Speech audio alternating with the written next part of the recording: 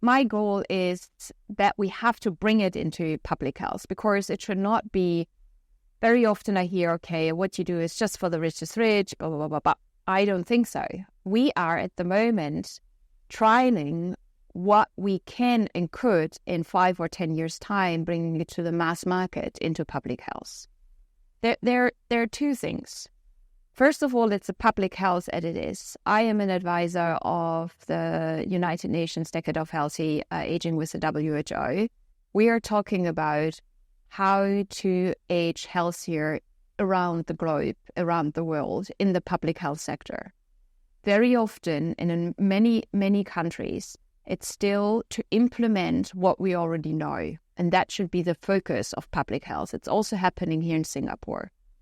Salt intake, physical activity, sleep, all the things where we already have guidelines for at least a decade to implement it.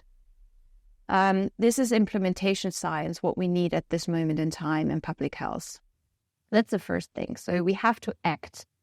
The second thing is how to create a pipeline that for the public health sector in 5 years' time, we have the new WHO guidelines to actually say, no, not 10,000 steps should be for everyone, but you need a mix of steps of endurance, of balance, of strength training. And this mixture is good for you or for this group of individuals. So we have to make sure that in 5 years' time, everybody agrees on that guideline around the world to implement it then into the public health sector. So what we are doing within translational neuroscience, health and longevity medicine, is now in smaller scale to trial who is responding, who is not responding to, for example, lifestyle interventions, but also supplements, repurposed drugs.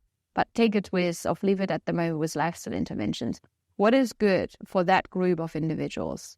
We have to make sure that we are super evidence-based backed. So we need lots of randomized controlled trials or other studies, new designs, to make sure that we are building these guidelines. It's a new approved WHO guidelines that will then, via implementation science, go into the execution around the world.